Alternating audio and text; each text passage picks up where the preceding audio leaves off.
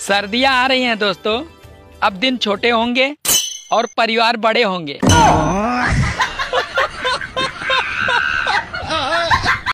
सुधर तो मैं भी जाऊं, फिर मेरा बकवास करे बिना जी कौन लाएगा। ये क्या कर रहे हो? पढ़ाई लिखाई के तो इसके लक्षण है नहीं के बड़ा तंत्र मंत्र काम आ जा। चलो बेटा अगला चैप्टर। मैंने अपने धर्म पत्नी के लिए बड़ी खूबसूरत लाइन लिखी है कि नस नस में तुम हो, बस बस में नहीं हो। हाँ।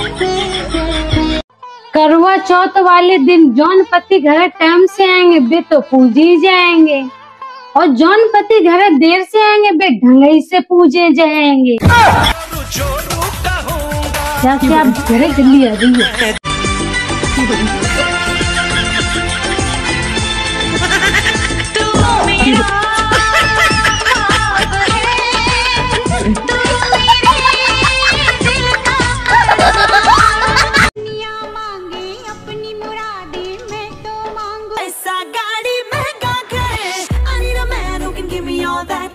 इसके सिवा दिल रब से कुछ भी चाहे ना।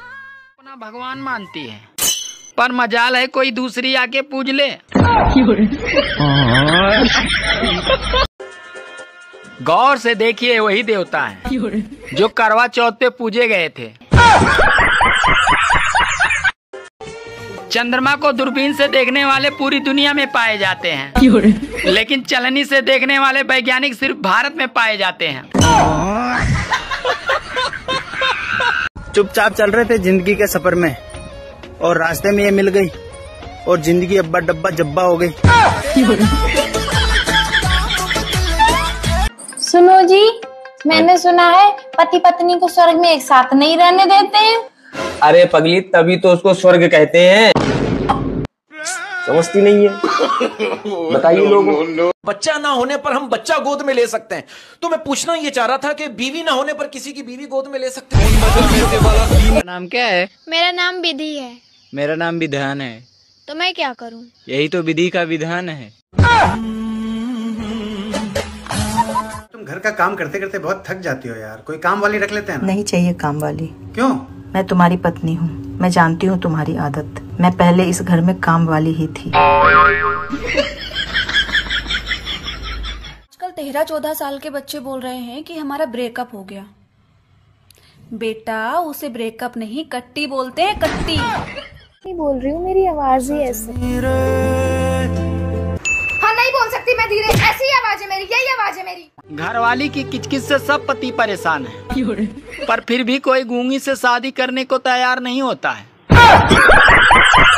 शक की दवाई और बिना नखरे की लुगाई, ना अभी तक लांच हुई है और ना होगी। जिंदगी में कुछ लोग तो गैस की तरह होते हैं, उनके निकलते ही बड़ा आराम मिलता है।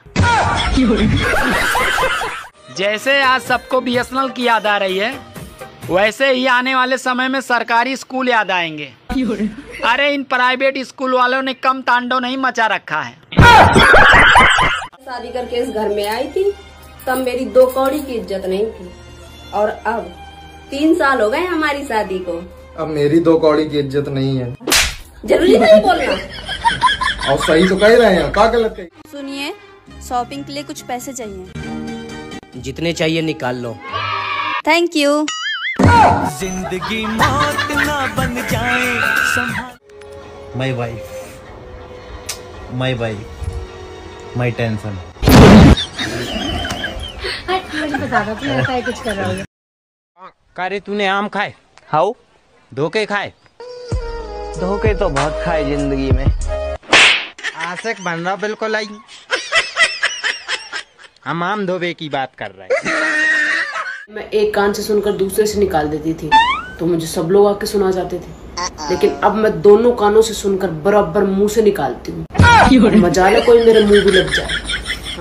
कोई कढ़ाई में खाने वालों, यार शादी कर लो। अरे इसी बहाने तो बारिश हो जाएगी। मेरे पेज को फॉलो कर दो, मेरे पेज को फॉलो कर दो, सभी वीडियो लाइक कर दो अगर पसंद हो। ये देखो, एक लेखक ने लिखा है कि आदमियों को भी बोलने का हक होना चाहिए। अब खुद ही अंदाजा लगा लो, वो भी सिर्फ लिख ही पाया है। शराबी से काहे कर ली शादी? आपने पहले नहीं चेक किया था? पहले सही थे गुरुजी। तो आपके शादी के बाद पीना स्टार्ट किया? हाँ गुरुजी। तो आपने प्यार ना किया होगा बढ़िया से। वो तो अच्छा है कि हमारे यहाँ तलाक तलाक तलाक बोलने पर तलाक होने की प्रथा नहीं है, नहीं तो इस आदमी से मेरा दिन में 555 बार तलाक होता। रोज अपनी पत्नी से कहा करो क्या खूब लगती हो, बड़ी सुंदर दिखती हो, कहा करो। पत्नी को भी पति की तारीफ करनी चाहिए। पत्नी भी बोला करे मिले हो तुम हमको बड़े नसीबों से,